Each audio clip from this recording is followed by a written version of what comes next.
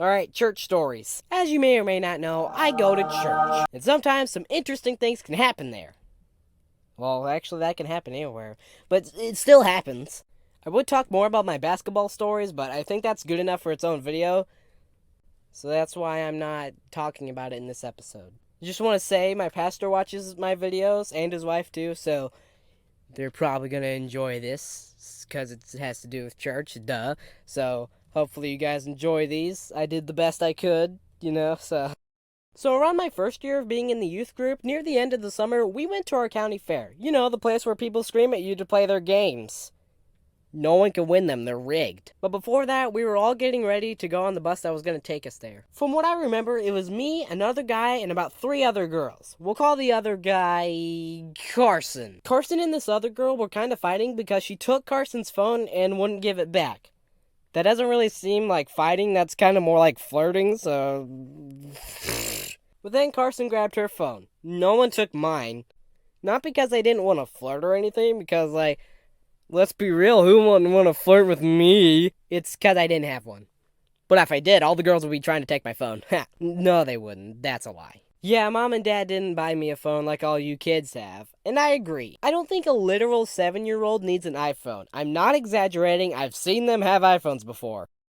They need a Samsung Galaxy. Before we all went to the fair, we all went to McDonald's to get our stomachs full because none of us ate. I got just a standard cheeseburger, and Carson got the buttermilk crispy chicken tenders.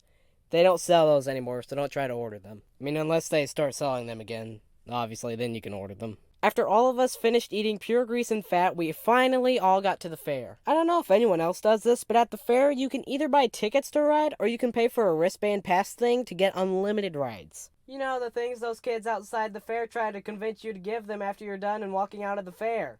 Those things. Anyway, for some reason, the fair had this thing for our church that said, if we bought a bulletin, we'd get $5 off the wristbands. The wristbands only cost $20, so that meant we'd only be spending $15. Luckily, we all had one. After that happened, we all started going on rides. Now, we were all supposed to stay in a group and work our way around the fair, but I was a rebellious punk 12-year-old. And also because the other group must have gone on a ride I didn't want to, so I went on another one. I think the ride was called the Himalayas or something. The way the ride worked was it was in like an ovalish shape, and it would start to go forward, but then after a while, it would change directions and go backwards. It went fast enough to the point where 12-year-old me had to close my eyes. But I probably wouldn't have to today, because I'm older and I'm tougher. Oh yeah, and also I rode the ride where the swings got really high in the air. It did make a big jolting movement every once in a while, so that was kind of concerning. After a few rides, I met up with the group, and the girls gave me the standard, "We were supposed to be staying in a group. We've been looking for you. You're such a disappointment." They didn't really say that last part. So then we all went on that ride where the big wheel spins, and then the smaller ones also spin. You know, where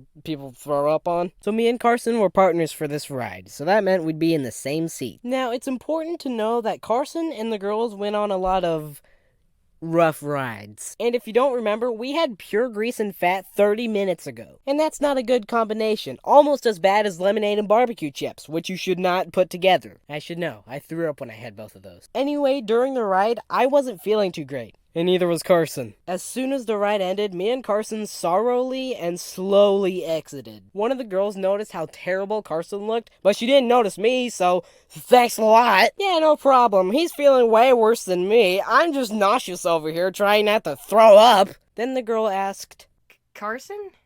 Are you okay?"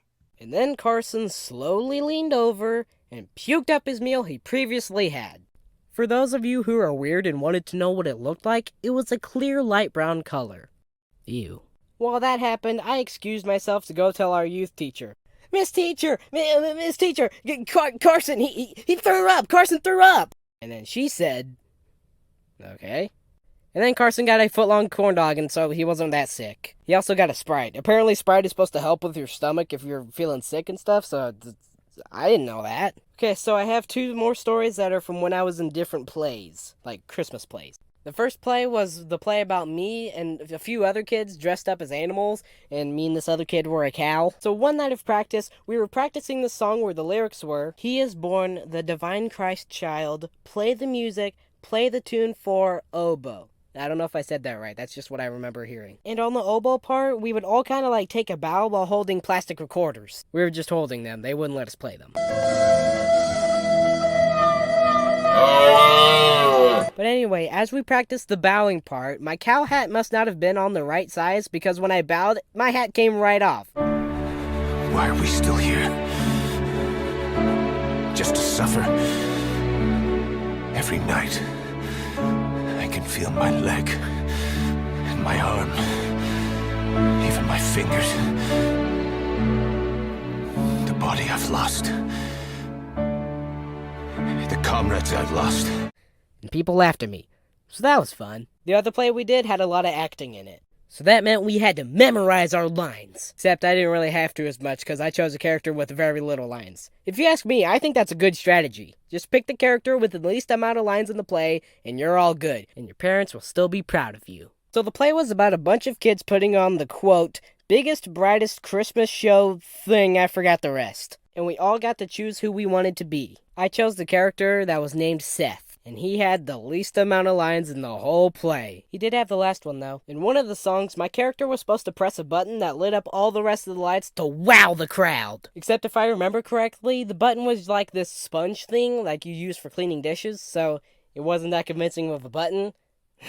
Except when my character lit up the lights, all the lights were supposed to have too much power connected to them, and that would blow out all the lights, and it would be pure darkness. But then the lights would come back on, and everyone would be happy, but like, no one cares about that. My character also had this awesome hat that said crew on it, but they didn't let me keep it for some reason. The last story takes place on Easter when I was like 3 years old. On Easter Sunday, the nursery let out all the kids to pick up Easter eggs outside of the gym. And from what I remember, there were a lot of eggs. So we started doing our thing, collecting the eggs on the ground and stuff.